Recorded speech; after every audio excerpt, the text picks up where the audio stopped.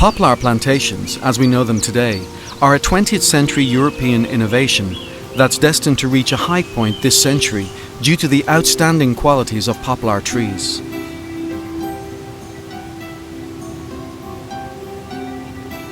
This intensive forestry protects rivers and ensures their water quality, produces high-grade timber ideal for meeting the world's wood requirements, and provides numerous benefits both for society in general and for those who live nearby.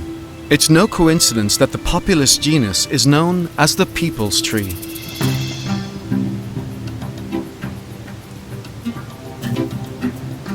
Many parts of Spain have optimum conditions for poplar plantations. To grow well, poplars need abundant light, water, and alluvial land. Wherever these three factors coincide, poplars will grow in excellent conditions of health.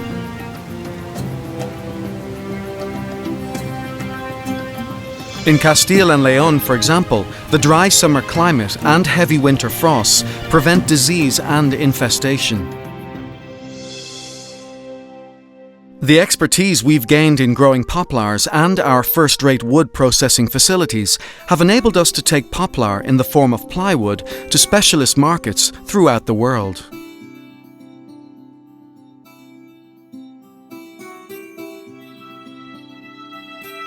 Since the early 1990s, poplar plantations have increased in Spain and other parts of Europe due to the rising demand for this wood. Spain has 137,000 hectares of poplar plantations.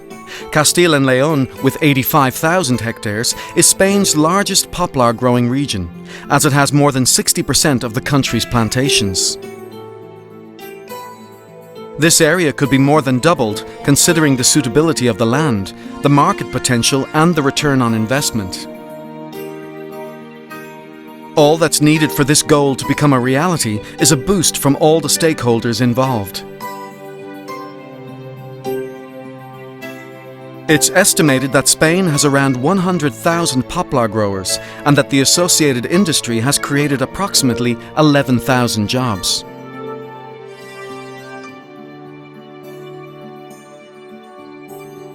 Poplars can reach a height of 40 meters and are very fast growing.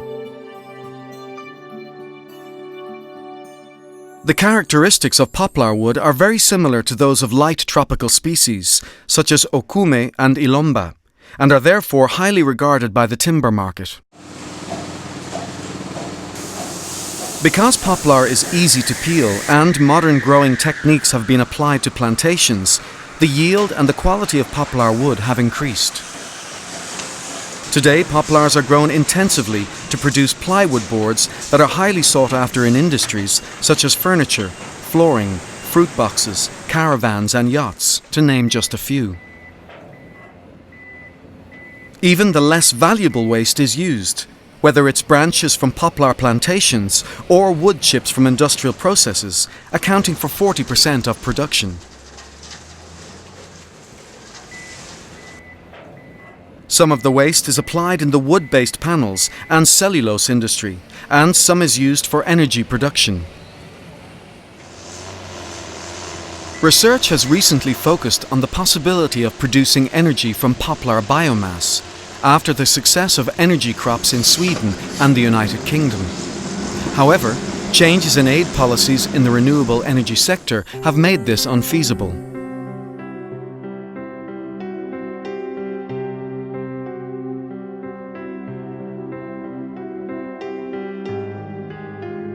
The first step in creating a productive poplar plantation is choosing the right land.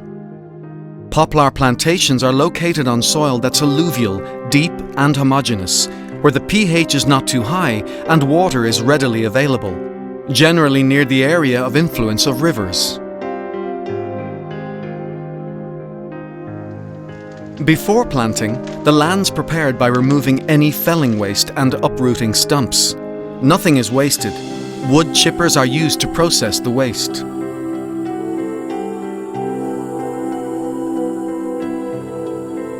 Once the land's been prepared, planting begins. although the first step is to select the clone from an official nursery to ensure the quality and provenance of plants. The clones most commonly used in Spain are Beaupré, I214, MC, Unal and Raspaille. The choice of clone is essential for the success of the plantation. Spacing is normally 6 by 6 or 278 poplars per hectare. In Castile and León, this layout produces trees with 33 centimeter breast height diameter in 15 years, which means that each tree contains approximately 1 cubic meter of wood for peeling.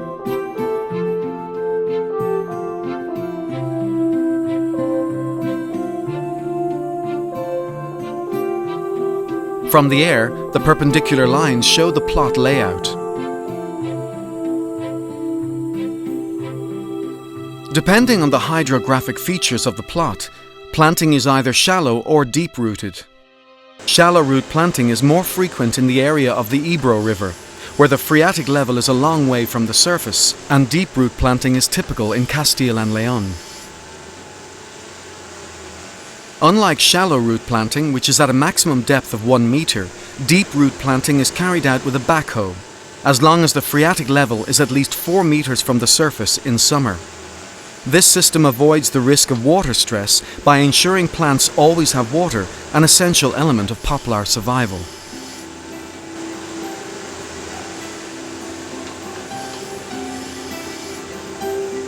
When planting's finished, the young poplars start to grow, eager for water and nutrients, although the work's only just begun.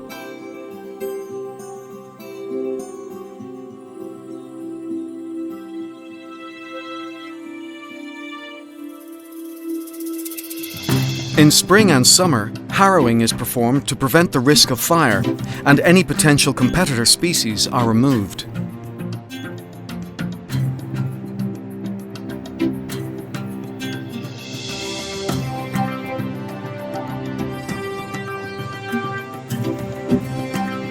Pruning is the most important treatment once planting is completed. The quality of the wood obtained, and therefore the return on the investment in the plantation, depends on appropriate pruning. The aim is to achieve straight, clean stems to obtain as much usable timber as possible for the peeling industry, where returns are highest.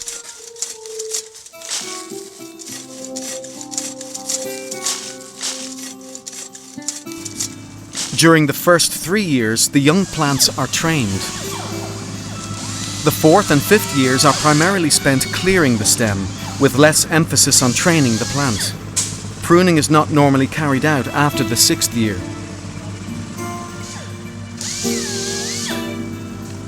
This process ensures at least 3 meters of clear tree stem at an early age, and 6 meters of clear stem in adult trees at harvesting. In response to pruning, the poplars attempt to balance their leaf area by sprouting dormant buds on the trunk. This gives rise to suckers, which must be removed to avoid a loss of quality in the wood.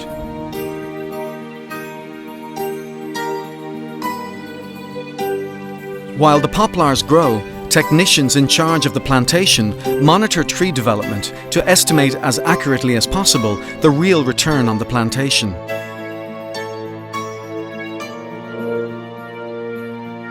At the same time, they look out for and treat any infestations that might attack the poplars.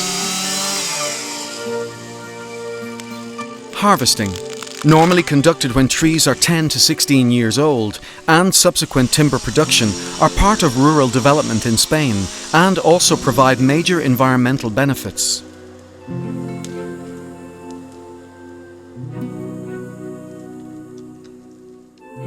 Timber production is not the only use for this species.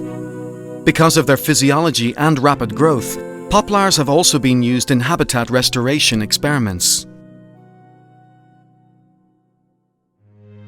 Near the water, alongside the naturally occurring forest, this poplar plantation grows very quickly, shaping the riverbanks and allowing easy routing for rivers during flash flooding.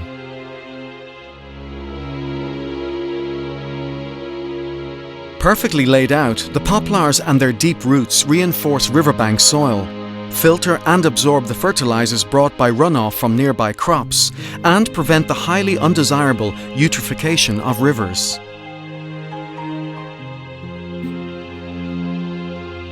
One day they'll be harvested and used by the timber industry, or they could be processed into energy.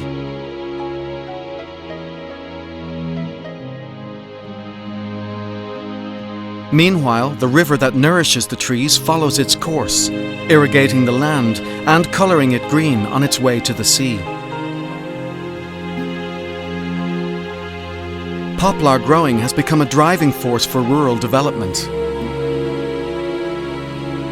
Spain has suitable land for planting and growing poplars, trees that produce quality timber and, while they're part of the plantation, have a role as a protective forest.